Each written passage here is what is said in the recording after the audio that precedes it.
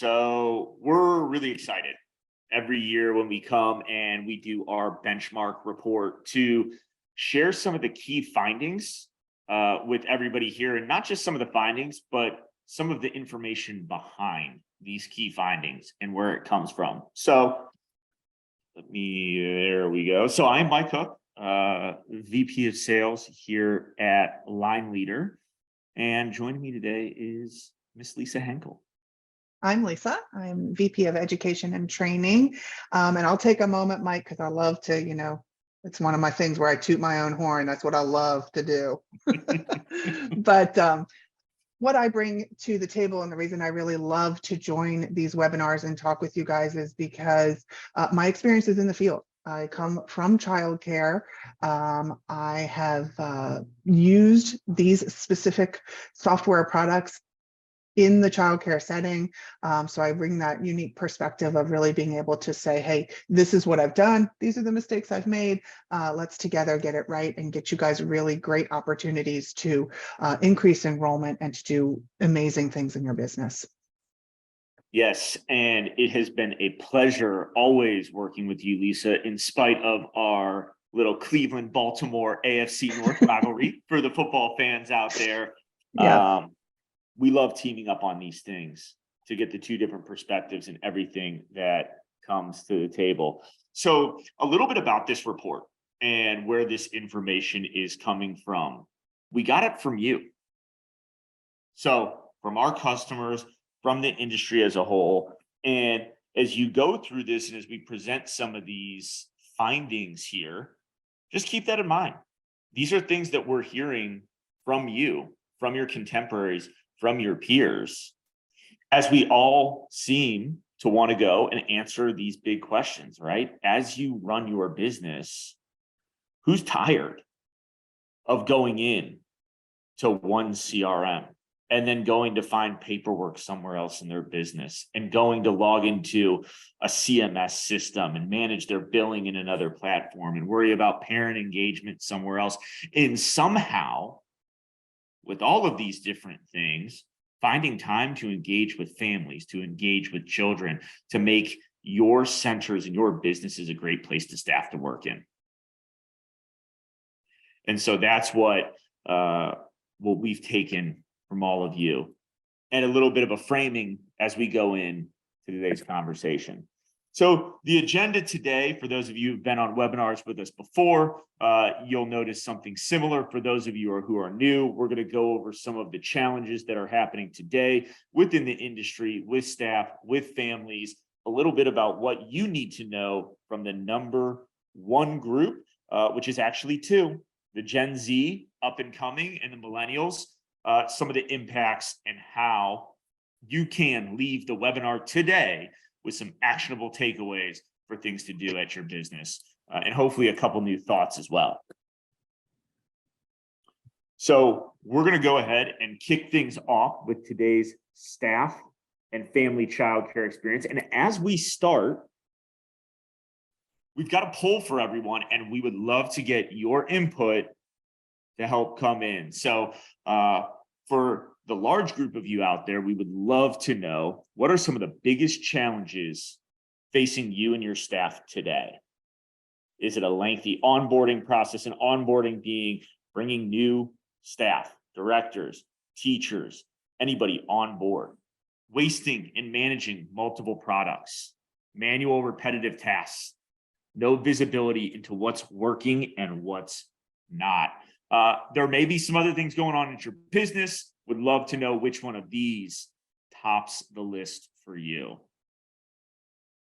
We got about 50% of our attendees have already filled this out. We'll go ahead and share the results with everybody too here in a moment, and maybe give it about 5 more seconds here. Let everybody fill this out.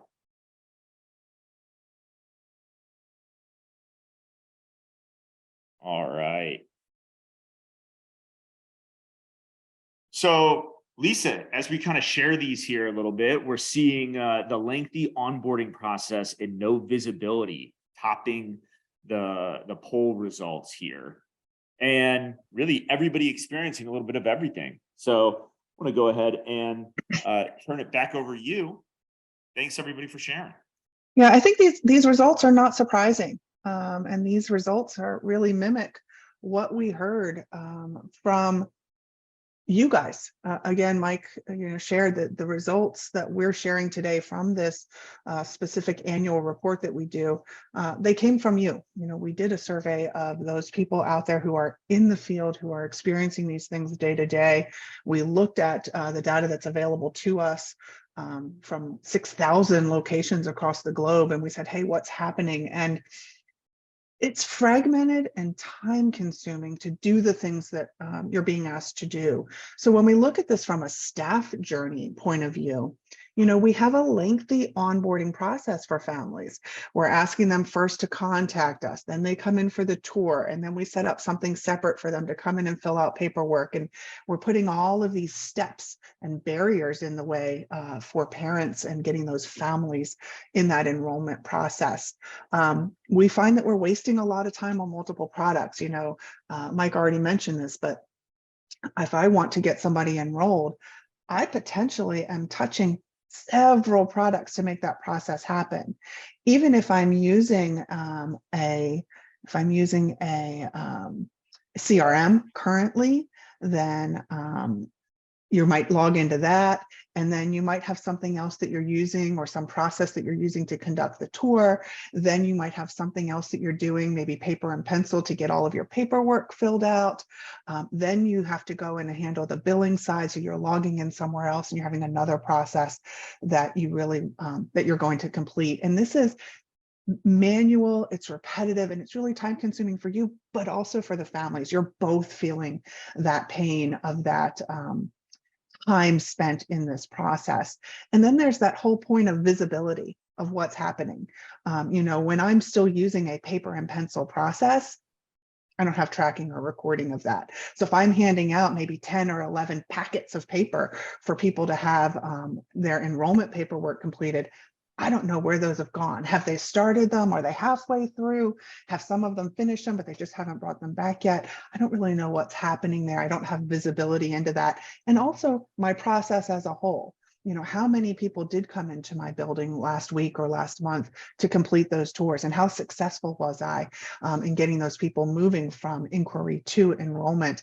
And what are my opportunities to improve that process? Where am I losing people? Am I asking people to fill out paperwork and that's where they're all like, oh, forget it, I can't do this part? But at what point are people falling out of my enrollment process, and how can I move forward with that? So we see here that we have all of these issues with the staff, but then when we go to the family side, we're going to see a lot of the same, where we see parents having issues or barriers for this process, because number one is they might do an inquiry and never hear from somebody. I hope there's a lot of you shaking your head when I say that, saying, oh, I can't believe that. But I will tell you, it happens. From personal experience, one of the things that I got to do was go out there and look at what was happening in our industry and look in our field. And I had this time period one time when I went and visited some centers on the East Coast. I won't name the state that I was in case any of you are at those centers, but in a 2-day period, I visited 22 locations, different childcare organizations. And out of 22 locations where I walked in, only 3 of them asked me my name. Only 3 of them even wanted to know who I was, and only 1 of them actually followed up. I have 22 locations. And so there's great opportunity here when we talk about slow or no response to parents. If we could just pick up that one piece that's sort of bogging our journey down right now, how would that improve our business? Then we look at this, paper registration packets. It's time consuming, it's tedious for you guys on the center side, but it's also time consuming and tedious for parents. I love to share statistics, what the benchmark report is all about, but we did a study about 2 years back where we looked at the paperwork. We looked at what was happening there, and the average paperwork pile is 13 pages. And in those pages, we're asking parents with pen and paper to manually fill out their own name 9 different times.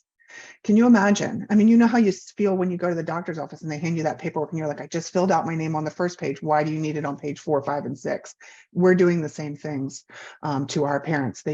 We can't give the parents, we're not giving the parents an easy way to get through this process. The parents also are in this situation where they are logging into multiple products to interact and to be a part of your center. I was talking with somebody yesterday and reflecting on my time in a childcare center, and I absolutely asked my parents to do that.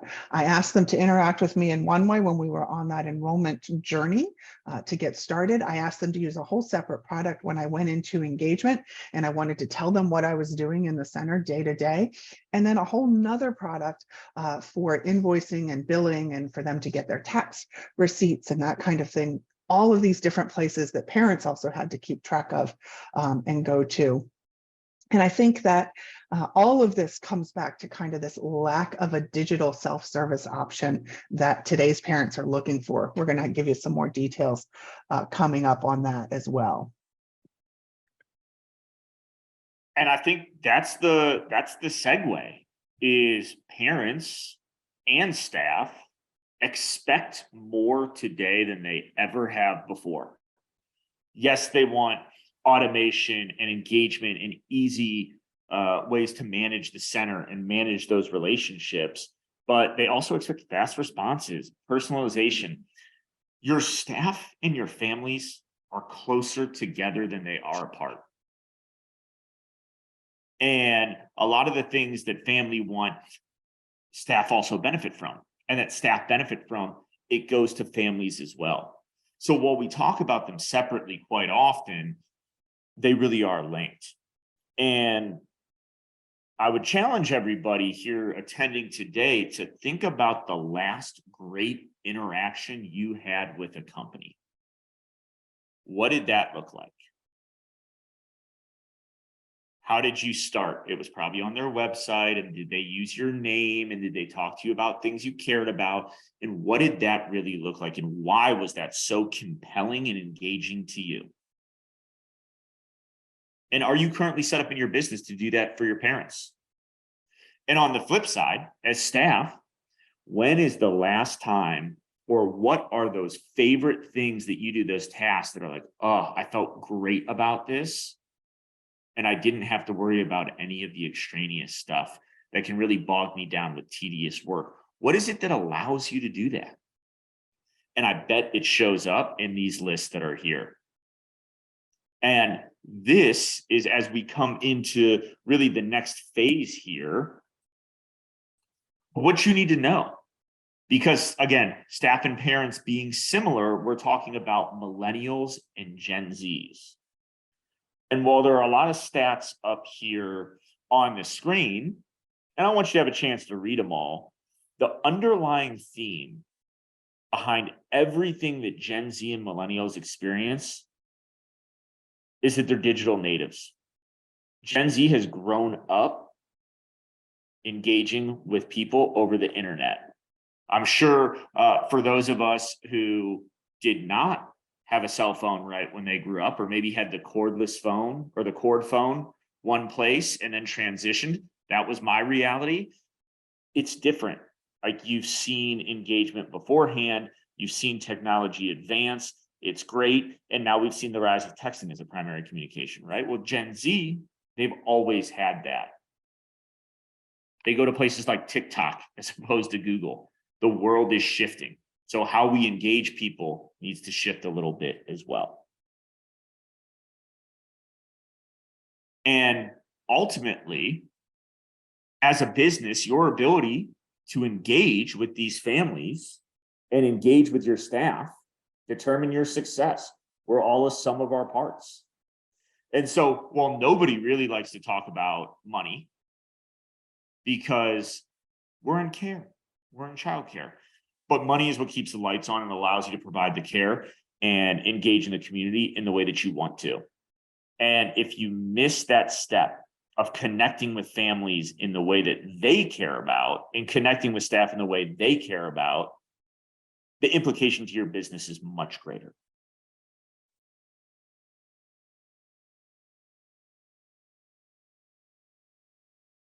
And so I'd like to open up another poll from everybody here and get some insight into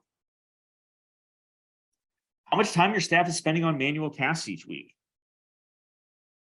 So I think that's one of the number one things that bogs people down is manual repetitive tasks. Lisa, I think about your sample with the forms. As a parent, maddening.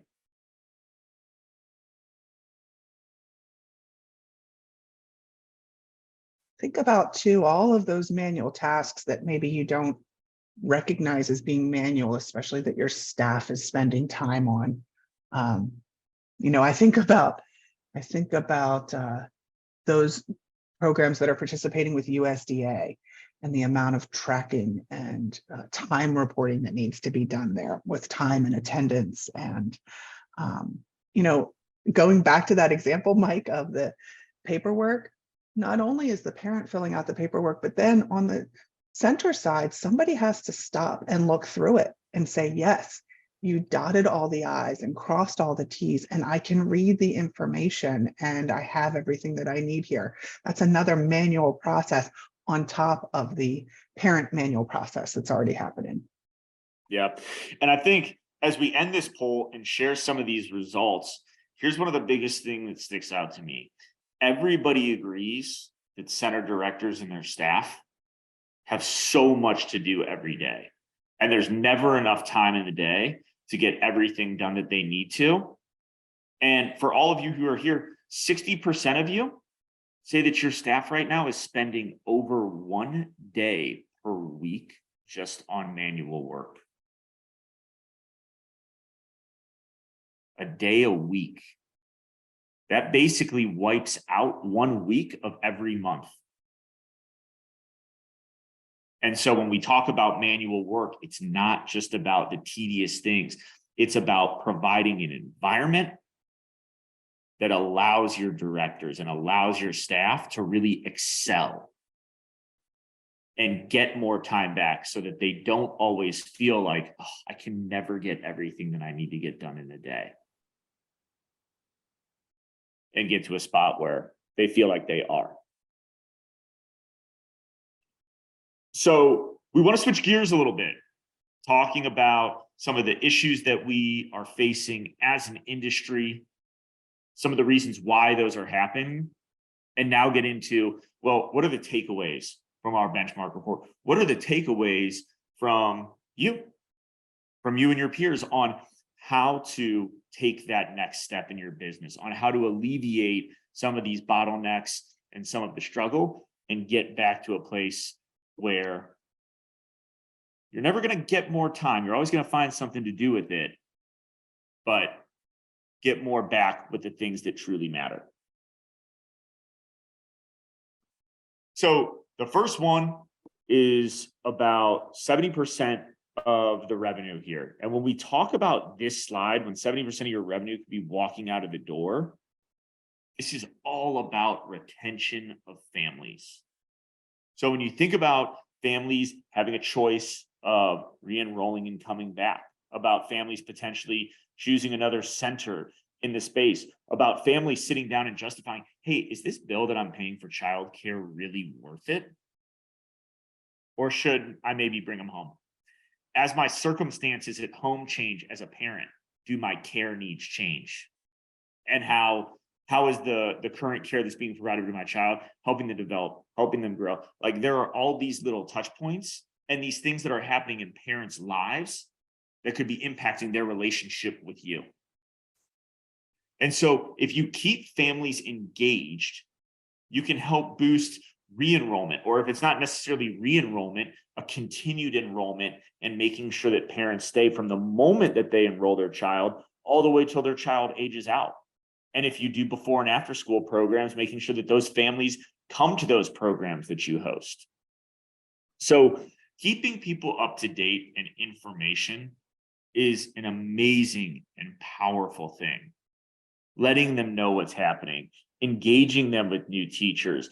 And of course, as key things are happening throughout the day, sharing those moments with the families, sending the pictures and making it really easy for everybody to have that type of communication, staff, families, admins, so that if I drop my child off, I can always see what's going on and share with you those huge developmental milestones that are happening with my family.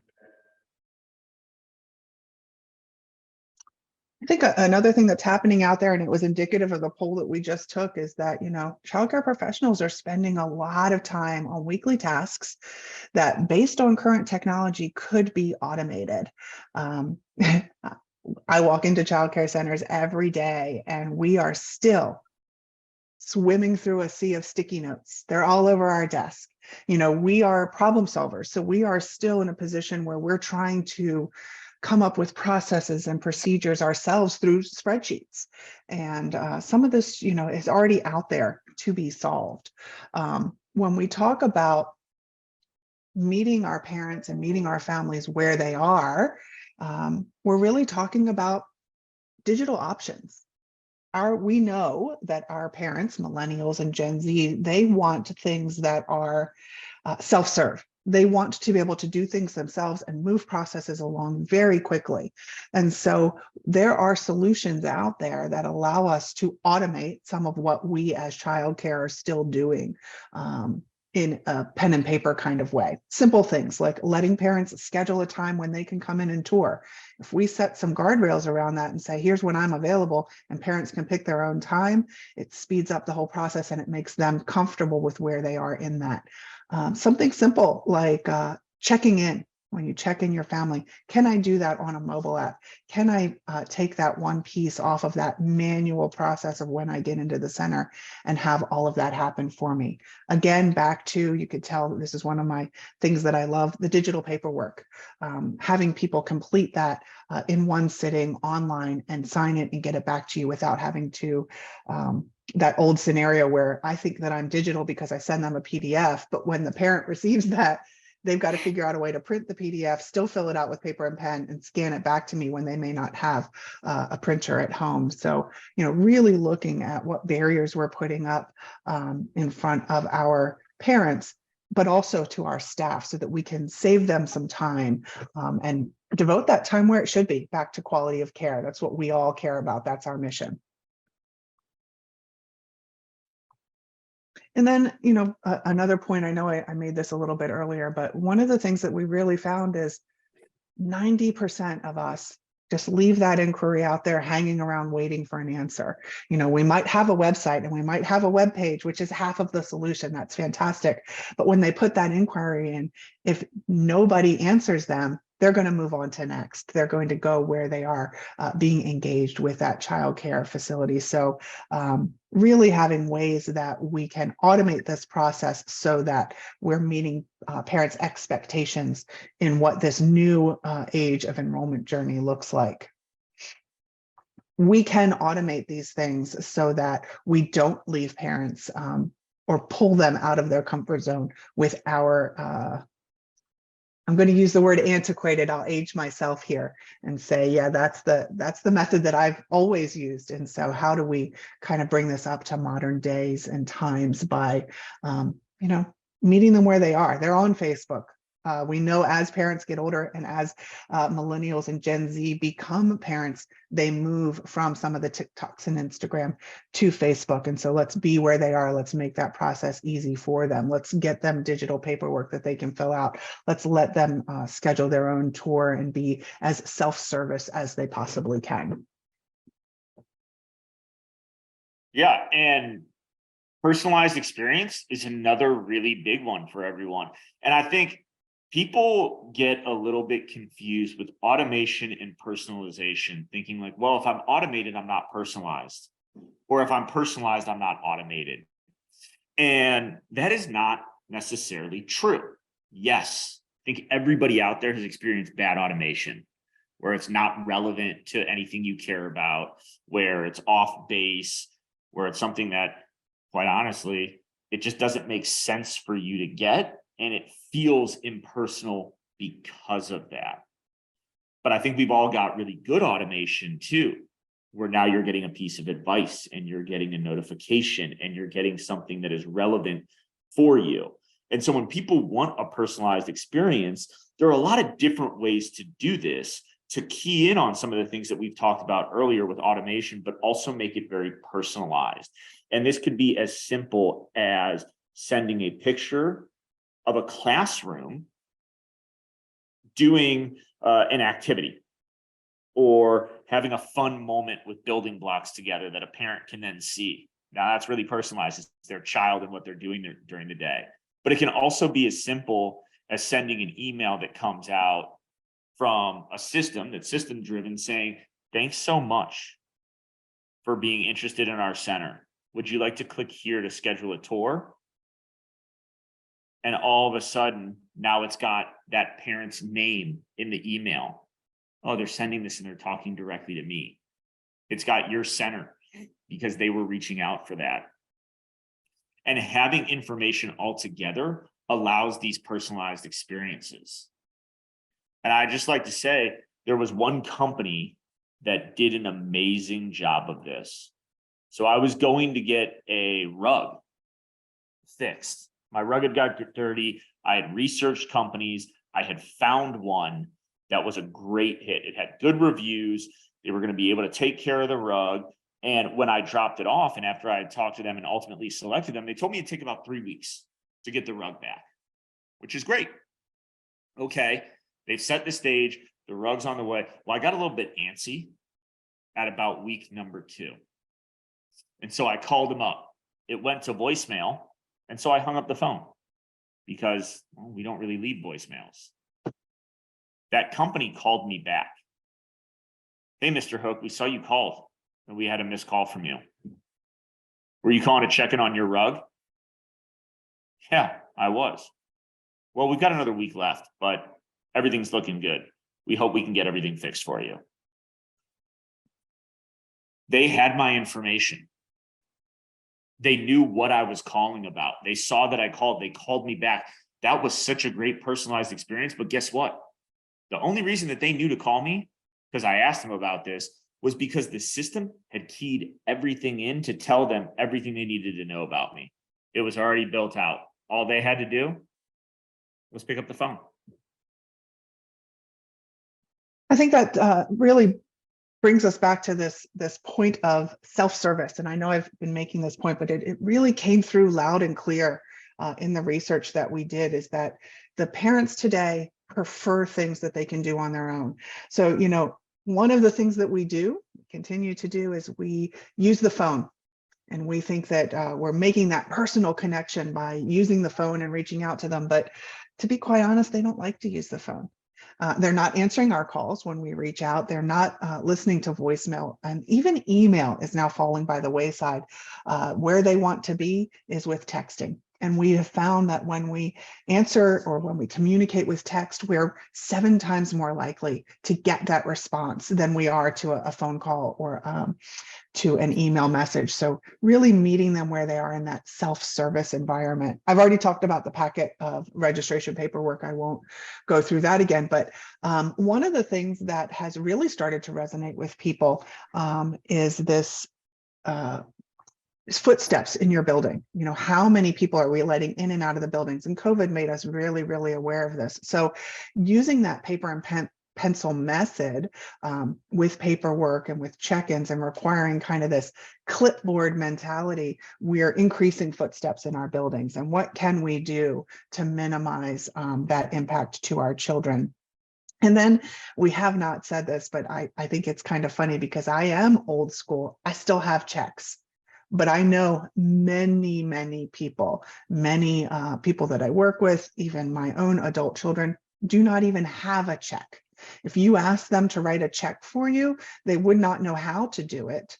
And it would require a lot of different things for them if that was the only method of payment that I was taking. And the majority of childcare centers are still requiring check-based payments. It's really not matching where we are right now. There are ways that we can do this more quickly and more efficiently for the parent and for ourselves. That frees us up to talk with new parents that might be coming in. That frees us up to really give more attention to that quality of care that we're looking for.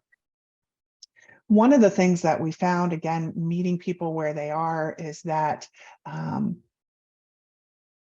making it easy.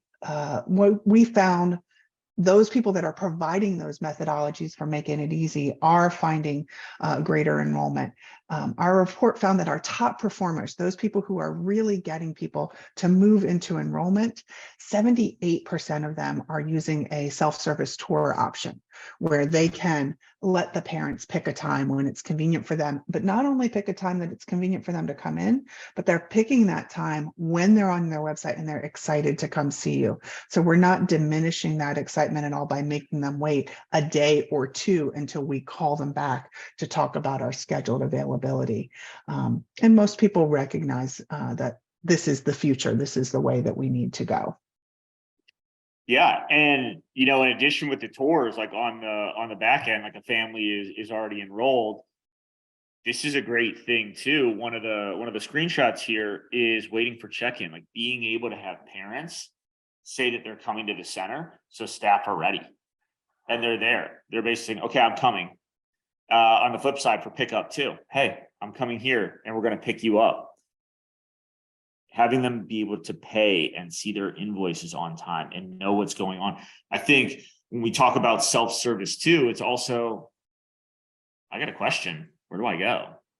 Well, sometimes they just want to go search what's going on. So being able to have a self-service option, not only for how you engage, but how you get answers about a certain process within your center for your staff, about, what is lunch at the center today for a parent, and being able to engage in those things really well too. Yeah, Mike, that's a great point. I think one of the things that sometimes is overlooked is that impression that we're giving. When we are self-service oriented and automated in our processes to get parents from inquiry to enrollment, that gives them greater confidence too about what their experience will look like once they are enrolled. They'll know that they'll have some of these options and that they'll be able to quickly and easily find information because you've already demonstrated that in their enrollment process. So now if I want to know, hey, how much do I owe this week? Or what is happening in my classroom? What's the art activity for today that I should discuss with my child when they come home? They've already seen that you are more advanced in that in your enrollment process, so they know in their attendance, they will also have that kind of experience with you. So it's really setting the stage for what they can expect in the future. Yeah. And it's in every single interaction, every single day, multiple times a day. So we would like to know, again, from you, a quick poll. We want to know how we can help you best. If you'd like to see the Line Leader and platform in action, we can set up a demo and have someone from our team reach out. If you'd like to learn more about the platform itself, just learn more, we can have someone touch base. And if you'd just like a copy of the benchmark report, we can send that over as well. Of course, as with anything, you can go to www.lineleader.com to learn more there too.